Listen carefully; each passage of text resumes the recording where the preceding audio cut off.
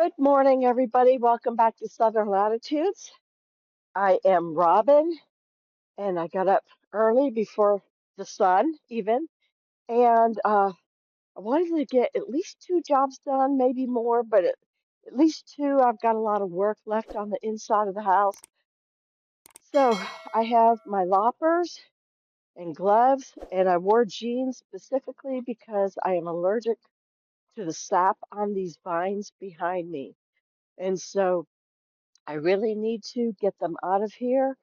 Um, they are climbing over the fence.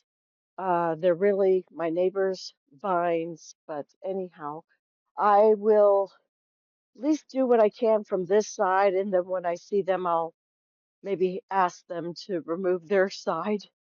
But anyhow, let's glove up now and just knock this out. It'll take like 5 minutes. I have these vines and a couple vines over there.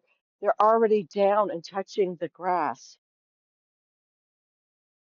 And today is yard debris pickup, so I want them out of here.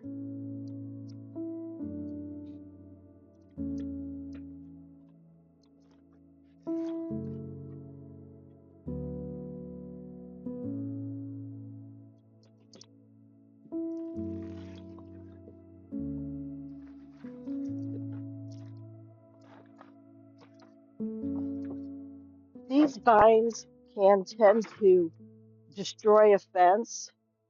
Before we had this new fence here, we had an older fence that came with the house, and it was almost 100% covered with vines.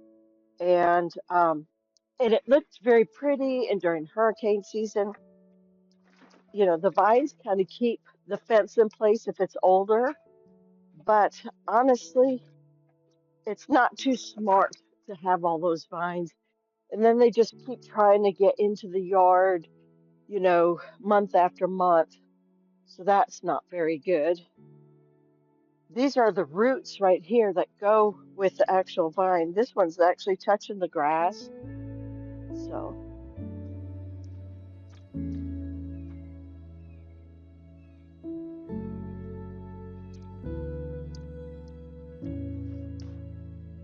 oh, it's just rain. I thought I got sap in my mouth. I was like, oh my gosh, that would be ugly and awful.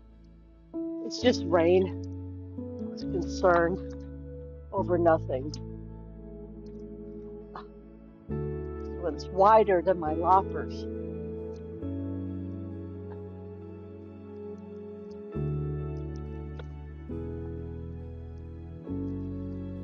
There we go.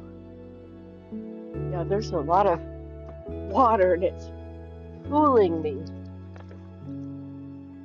I don't know what this other vine is, but this right here is Golden Pothos or just Pothos, sometimes philodendron.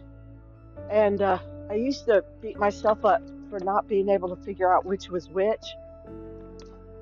And then I heard a professional say that she didn't know which was which sometimes. And I was like, oh, okay.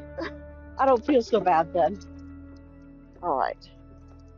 I can come back and get the little vines another day. Look at this. These are just the roots coming through the fence.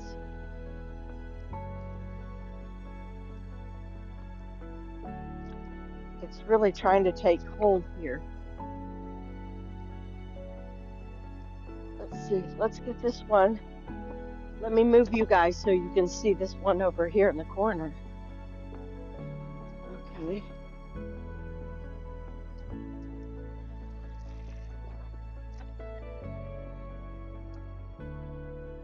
Another one.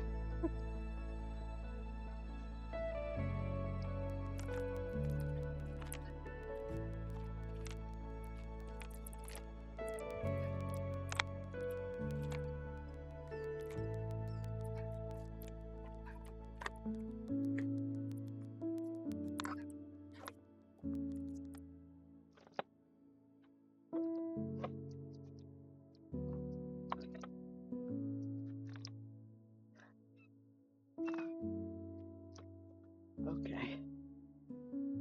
just gonna do a little bit, but not a lot, because this is really, I'm just trying to get the can out to the street and take care of what's on my side. There we go. And then we'll move on to a new topic. We've got one more vine right over here that I definitely, or two, maybe two vines, I definitely want to get off this wall right here. Ooh, almost three vines?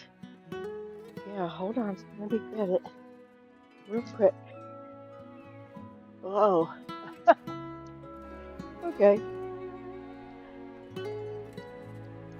okay, so and it's all, because it's all wet and problems with sap, jeans just kind of made sense this morning. And of course, you can't leave them on all day because it's going to be incredibly hot again. But it's been nice. Our mornings are starting off at 74 degrees, so that's great. There we go. Hey, buddy. Buddy's like, what are you doing back here? Actually, there's quite a few vines jumping the fence. Quite a few. Look at this, was a monster one. Oh boy.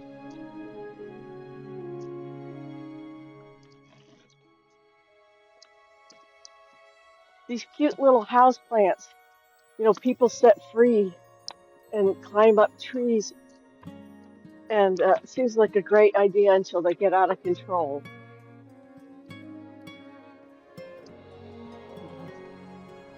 I gotta get this side of it now.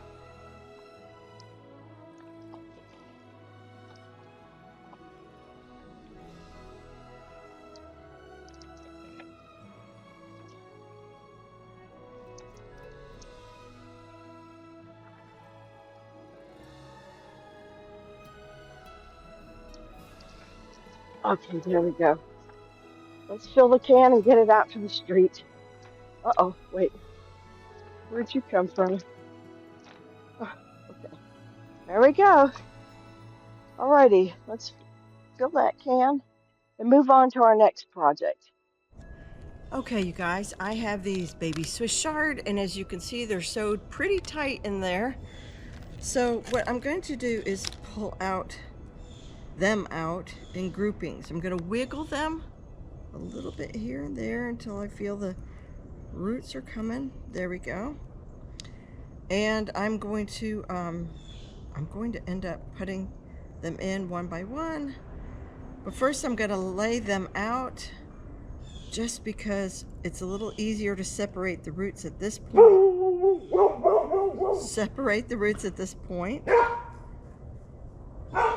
This is Rainbow Swiss Chard, or Bright Lights, I think that's what it's called. It could just depend on who's selling it. They changed the names. And then we're just gonna take my little toothpick here and press down and get them into the roots. The roots into the, this is my sowing germination soil. It's not really they're already germinated, right? But it was what I had, and it was already open. So I thought, I'll just go ahead and do this for now. Oh, my hawk is back. Must be breeding time, calling for a mate. I see, I had a cover over the seeds, and I see that this part's really dry. So you can see them just kind of laying right here. And I'm just taking the toothpick and gently pushing right there and trying to make sure we get 100% of the root under the ground, under the soil. Sorry, that's really what I mean. I'm taking a little bit of a risk using a pointy object. Yeah. Hold on a second. Okay, yep, I can't find my paintbrush anywhere. I usually have a little blue paintbrush that does this job. I can't find it for the moment. I've misplaced it. I might have put it inside the shed. So you can see just how easy that is. I'm going to pull another batch. Again, being very, very careful. I might even use this toothpick to help wiggle them up. There we go, because we want to keep as much of the root system as possible. And then separate them on top. Ooh, lost that one. I love, you can see their colors already at this point. I could see the deep red, I could see the yellow. There was a white one. Let's see if I can find a white one for you. There's yellow. There's the deep scarlet red one. Here's more of a softer pink one. I was trying to find a white one for you. Huh. Oh, I broke that one. Shame on me. There we go. Okay. So let's go ahead and push them. Feels like it's about to rain any second. It's pretty humid out here, and wearing these jeans is no fun. I don't know, my hand's kind of in the way, isn't it? Let's see if I can do it left-handed for you. I'm not a very good left-handed person. I think you get the idea though. Oh, come on guys, pop out, one of you. There we go. I have a whole bunch. Really, my goal is to have about 16. So we'll just see where this leads us. You know, after they survive transplant shock and so on. Let's see if we can find, are there any more yellow ones or white ones? Here's a yellow one. Oh, I hear the squirrels fighting in the trees already. This one has a bit of a mottled look. The hot pink ones, they have sort of speckly leaves to them. Here, are you already kind of out? Okay. All right, I think that's gonna do it for this. I might, you know, like phone a friend, hey, do you want some Swiss Chard or something? But this is more than enough for me. I just don't want to deal, here, I'm gonna use the tag too. Those were sown on August 15th. So this is actually, is that right? August 15th. Yeah, so that was 11 days ago, exactly. So this is 9 times 3, 27 starts for me. That's more than enough. So I'll phone a friend and see if they want some of these. And you know what? Over here on the grow table, I would, oh no, these are the Persian carpets. Never mind. I thought these were my other zinnias. I was going to say I can give these away because I had so many volunteer zinnias up in the flower bed. Let me show you real quick before I let you go. So right here is the up front flower bed with the butterfly pea and the pineapple sage or tropical sage, however you want to call it. And I did drifts of Oklahoma salmon. I have African marigolds in here. I have tiger eye marigolds in here. And hopefully the Herda, Rebecca Herda, which is black-eyed Susans, will resow themselves. That's my goal, I hope. But then look at this. I have massive pockets of zinnias everywhere. And I have a lot of nutsedge in there too. But oh my word, I'm in for some serious color and trouble. I sort of feel like I should separate some of these out. Oh, and then pull the weeds too, but oh my goodness. And oh, and there's some celosia down over that way as well. One other thing before I let you go, I am keeping my eye on these guava. Can you see those? Like a hawk, I'm trying to make sure. There's so many of them up here. Well, not so many, but there's there's at least 7 that I'm counting. There we go. There's another couple here. Let me. Ooh, I had to make sure I didn't just step on a snake. Hold on a second. Look at that. I hope they're in frame because I'm way down here on the ground and I did my extender so you could see. Can you see those guava? Wow. That's really cool. And there's more. They're way up here. Somewhere. I see one way back there. And of course, these are the two that are the easiest for me to keep an eye on. This is Mexican cream guava. Oh, they do look like they're slightly lighter in color. Okay, now that you guys are down. Oh, I thought that was soft. Nope, not even close. Oh, I see there's 3, 4, 5. Wait, 1, 2, 3, 4, 5.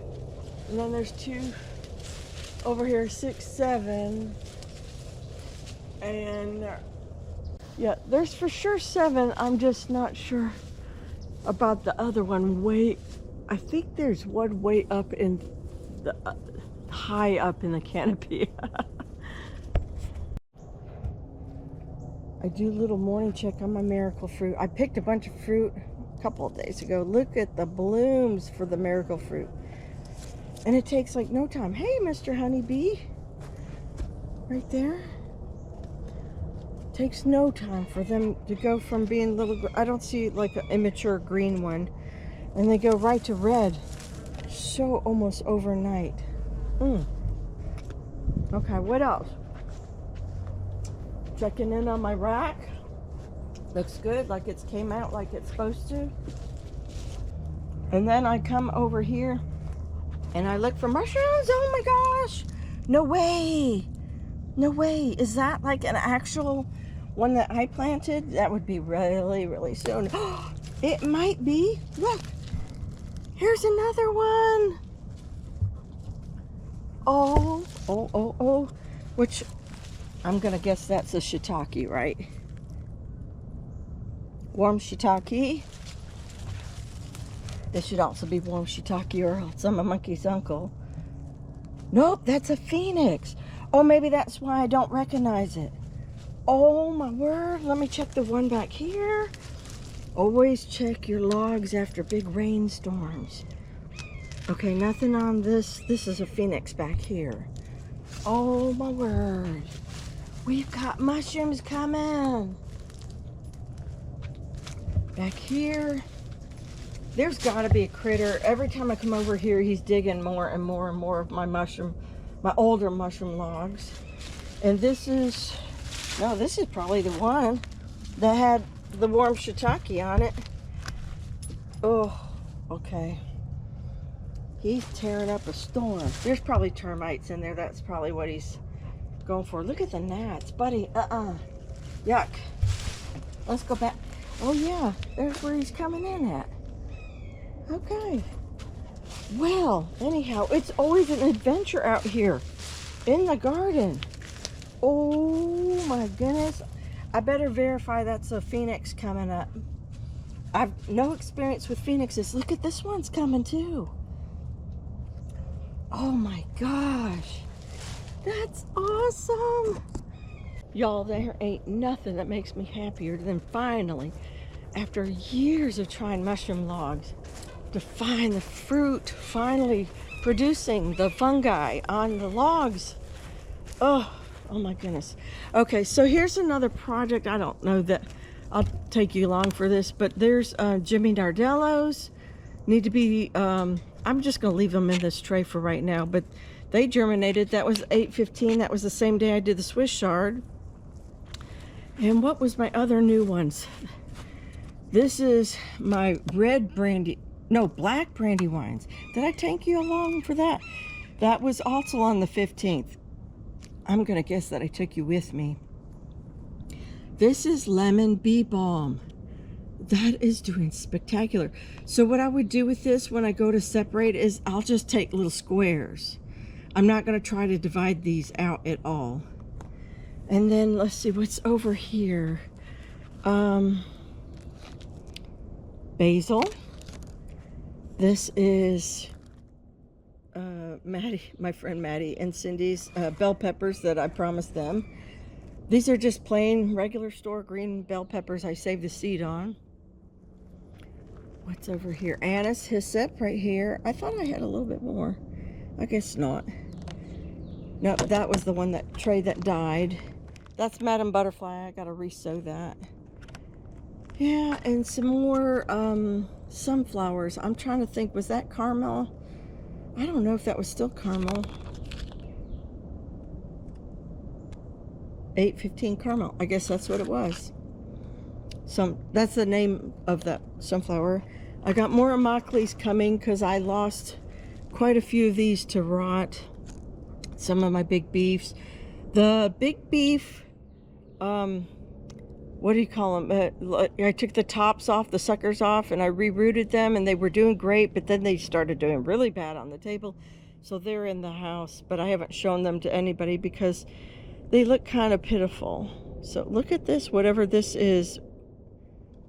This is not this. This is a pepper. Red Marconi. I don't, that looks tomato. Uh-oh. What in the world is that? Everything else looks pretty good. Again, I lost a lot of things with rot, which was sad. Those Romas were doing so good. So I might start some more. Let's see, these are cayennes, Natapinos. Black strawberries are looking fantastic. The Juliets are looking fantastic. Here's some Romas right here. Yeah, so, and then the eggplant. So yeah, I gotta water that. Look how dry that is. Everything's doing pretty good this morning. I just try to put eyes on all the babies when I come out here to potty buddy and feed chickens, but I see no germination yet. But it could also be it's very dry. So you guys, with that said, I'm glad you came along with me for some of my morning walk updates. And oh, just caught my eye, the shampoo ginger is turning pink too. So that's pretty cool.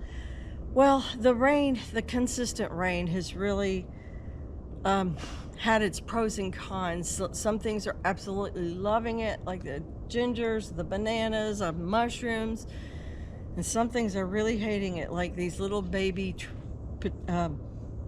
tomatoes, not potatoes. I do not grow potatoes unless they're sweet potatoes, because I've tried it, and it seems that I have voles or moles or something eats them all. Especially, I used to grow them up front, and they just eat the bottoms off of them. It's no sense in me trying to even grow them. And we don't really eat potatoes either. We're trying to do lower carbs, not completely off carbs, but you know, potatoes is the easier one for us to cut back on, unless it's like Thanksgiving and we want mashed potatoes. But overall, we're just not eating them on a regular basis. So with that said, you guys, you know the drill, what you're supposed to do down below, and I will see you in the next one. So take care, God bless, and I'll see you later. Bye.